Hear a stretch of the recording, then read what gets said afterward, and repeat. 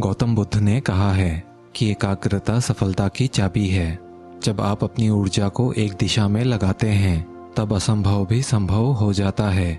दोस्तों, आगे गौतम बुद्ध की 3 कहानियों में हम देखेंगे कि सभी जगहों से ध्यान हटाकर कैसे एक जगह में लगाया जाता है। पहली कहानी। गौतम बुद्ध एक बगीचे में आराम कर रहे थे।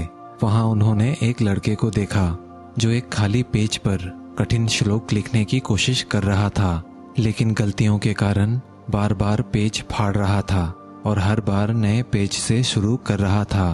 कुछ समय बाद लड़के का ध्यान गौतम बुद्ध पर गया तो वो लड़का तुरंत उनके पास गया और प्रणाम करके कहा, हे महात्मा, मैं पिछले 3 घंटे से इस कठिन श्लोक को लिखने की कोशिश कर रहा हूँ, लेकिन हर बार कोई ना कोई गलती हो जाती है जिससे मुझे शुरू से शुरुआत करनी पड़ती है।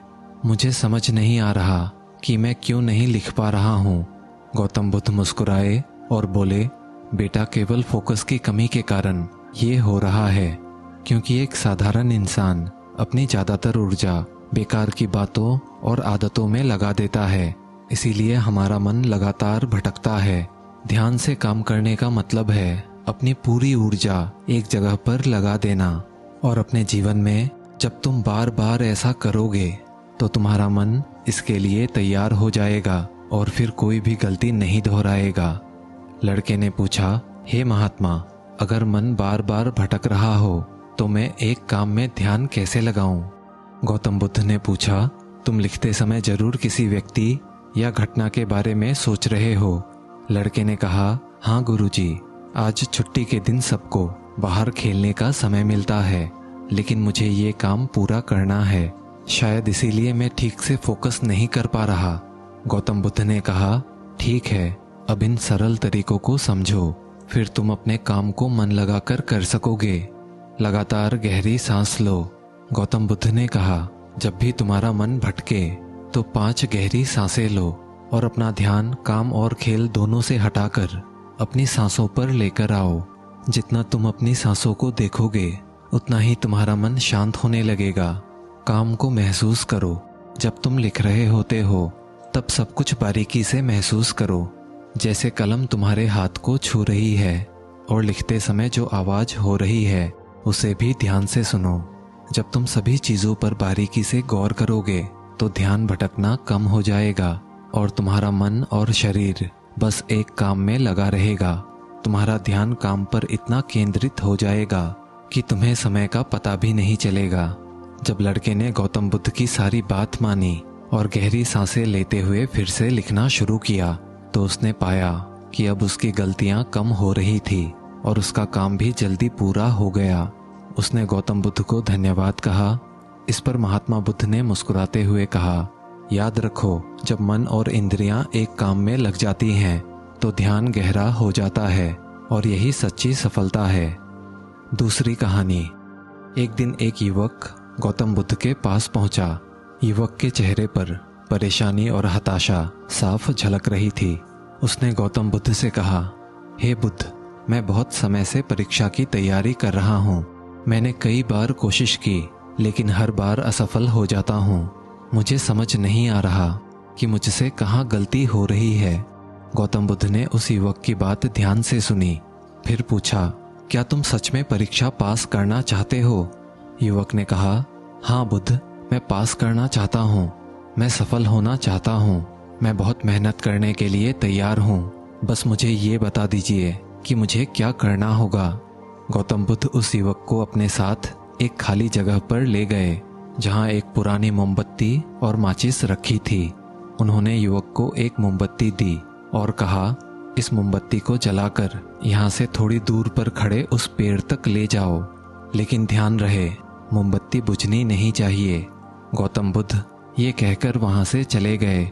युवक ने माचिस से मोमबत्ती जलाई और धीरे धीरे मोमबत्ती लेकर पेड़ की ओर बढ़ने लगा। रास्ते में हल्की सी हवा चली जिससे मोमबत्ती की लौ हिलने लगी। युवक ने उसे बचाने की पूरी कोशिश की लेकिन मोमबत्ती बुझ गई। युवक वापस आया, मोमबत्ती फिर से जलाई और फिर से चल पड़ा। युवक ने ये प्रक्रिया कई बार दोहराई लेकिन हर बार हवा का एक छोटा सा झोंका मोमबत्ती की लौ को बुझा देता। आखिर में थका हुआ युवक हाथ में बुझी हुई मोमबत्ती पकड़े वापस चला आया और निराश होकर गौतम बुद्ध से बोला, हे बुद्ध, मैं इस काम में भी असफल रहा। गौतम बुद्ध ने युवक से मुस्कुराते हुए कहा, क्यों, तुम्हें बस मोमबत्ती जलाकर थोड़ी दूर ही तो चलना था। युवक ने धीरे से कहा, हे बुद्ध, मैंने कोशिश तो की, लेकिन हवा के कारण मोमबत्ती की लौ बार बार बुझ जाती।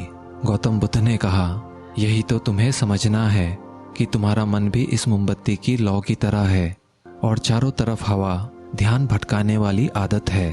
जब तक तुम इन आदतों को वश में नहीं करोगे तब तक ध्यान की लौ बुझती रहेगी। ऐसे ही जब तुम अपने लक्ष्य पर पूरी तरह ध्यान केंद्रित नहीं करोगे तब तक तुम अपनी मंजिल तक नहीं पहुंच पाओगे। इसीलिए मन को एकाग्र करो और जो भी काम करो उसमें पूरी तरह डूब जाओ।